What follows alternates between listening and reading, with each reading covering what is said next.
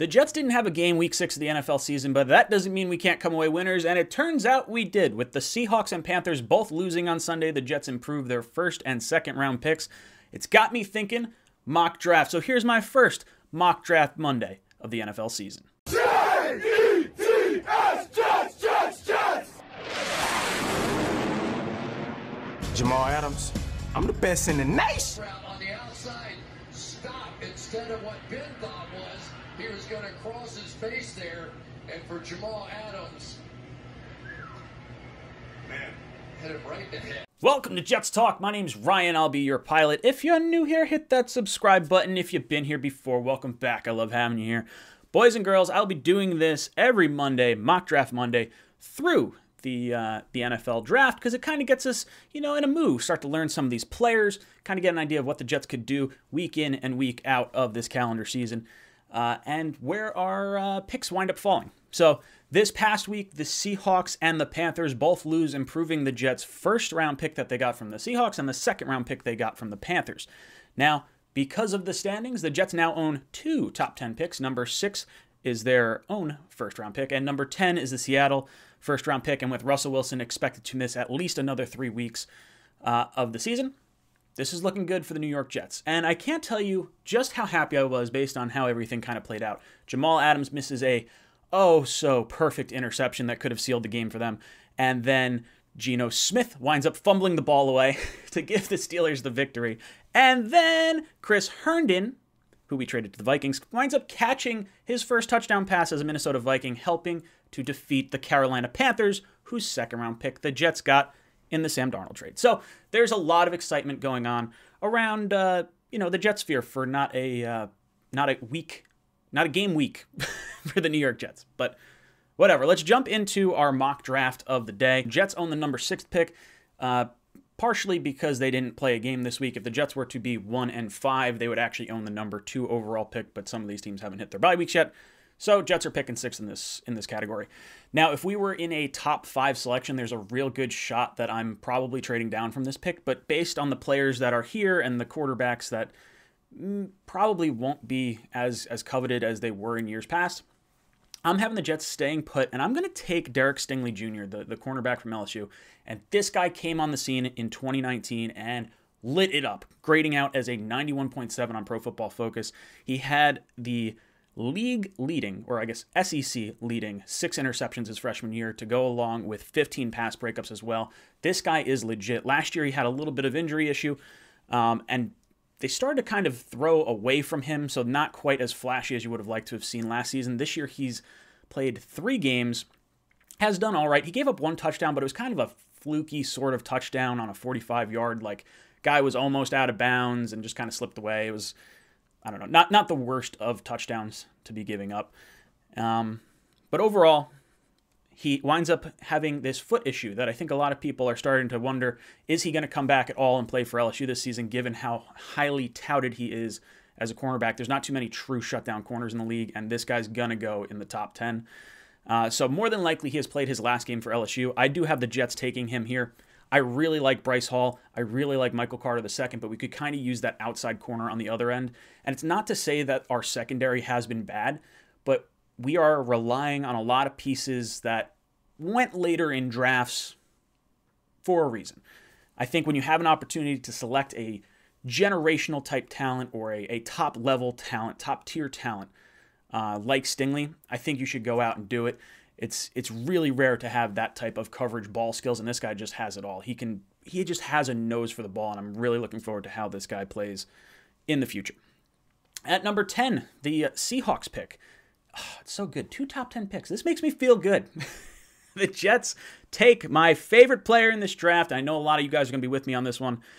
Tyler Linderbaum. Now, this is definitely higher than I would like to take a center. I'm not going to lie, but I don't think he gets out of the top 15. And because of that, I think Joe Douglas pulls the trigger a little bit earlier because this is your quarterback of the offensive line. Now, we do have Conor Mcgovern under contract for 1 year, about $10.3 million cap hit. The Jets could move on from him after this season if we wanted to and save $9 million. So depending on how you feel about the other guard position, maybe you sign a guard, draft Linderbaum, cut McGovern. It's a whole lot of options here. In this scenario, I would like to sign Linderbaum, let him and McGovern duke it out at center, let the best guy play center, move the other one over to guard, which ideally would be McGovern at right guard and Linderbaum there at center. Now, he started his career as a defensive lineman in Iowa before moving to center in 2019.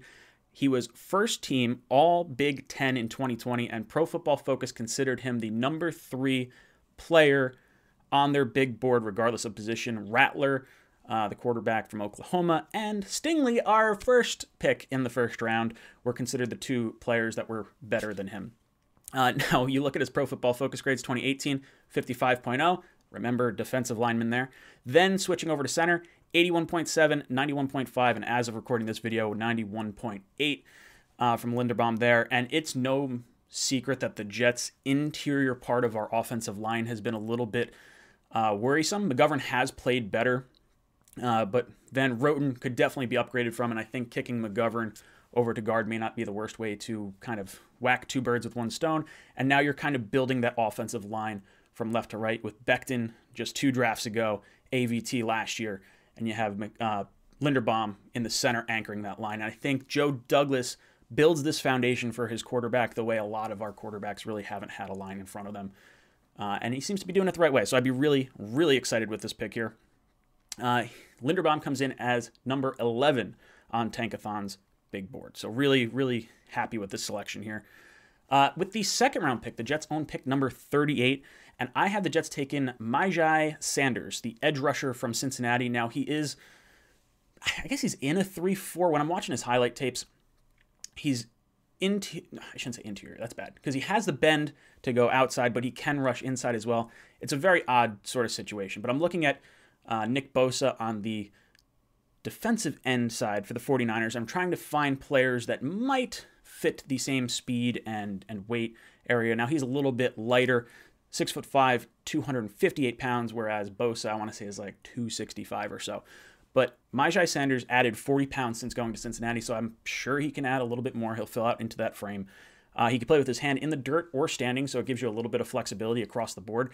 And with Carl Lawson maybe questionable in terms of how much burst he's going to have coming off that Achilles injury, I do think edge rusher is going to be an area of need for the New York Jets. I just don't have it as like a top 10 need right now, especially with John Franklin Myers just getting paid. I'm looking forward to seeing what we can get out of this unit next year. And I think adding a little more depth so that way everything isn't so hinged on Carl Lawson, I think is important as well. So Sanders rounds out our defense here. With the 46th pick, this is the pick the Jets got from the Panthers in the Sam Darnold trade. I have a very familiar name if you've been following the channel. This is a guy I wanted last year in my mock draft, and that's Daniel Fellaille, who knows if I'm saying that right, Daniel Fellaille, the right tackle from Minnesota, and this dude is a unit. Absolutely massive guy. He's 6'9", damn near 400 pounds, and could you imagine having him and Mekhi Becton on either side? It would be impenetrable. This now completes your offensive line rebuild with the exception of maybe right guard, depending on how you feel about McGovern. But this is huge. He opted out in 2020, did not play last year. He's only played 3 years of football. He's from Australia, and he's gotten better each of the seasons he played. 60.4 his first year, 72.3 his second year. Last year didn't play. This year, 74.0. And this guy is a rock at the right tackle position. And I think purely on size, this guy's going to be a monster in the NFL. So I like this. Round out your offensive line, protect your quarterback, and just create a dominating presence in the run game. And for my final pick, we're only going to do 3 rounds today. My third round pick number 70, is Jaleel Billingsley. This is the tight end from Alabama. Green Bean, I know you love you some tight ends, and based on the production we've gotten out of our tight ends this season, I would say this is going to be a big area of need for the New York Jets. Now, I do want to put a little asterisk next to this because this is a position that I expect the Jets to tackle in free agency as well. I could see someone like a O.J. Howard, a David Njoku, maybe a Zach Ertz, someone like that coming in addition to a draft pick. So I don't think this is going to be the only way that the Jets handle this position. He's 6'4", 230 pounds. He's number 72 on Tankathon's big board. Guy runs like a wide receiver. And if you know anything about Alabama, they just have a zillion players deep at every position. So when you take an Alabama prospect, generally speaking, you're going to have a top pedigree type of talent here. And I think Billingsley is the type of tight end that the Jets could utilize in this passing game. It really feels like that is an area of weakness in this offense in particular. It feels like you need that tight end experience, and the Jets just don't have it. So I look forward to adding these 5 players to our roster. Hopefully we continue to see good play out of all of them. Not too good a play, so that way they wind up too high ahead of our draft picks, but I'm looking forward nonetheless. Guys, let me know where you would want to, who you would want to take, or what positions you'd like to take given the top 5 picks in this draft. Let me know in the comments down below. What do you think of my picks? Are they totally off? Are they totally bonkers? I'll leave all their highlight tapes down below in the description. And I'll leave a link to Tankathon so you guys can follow along as well. Guys, let me know in the comments down below what you think. And as always, go Jets.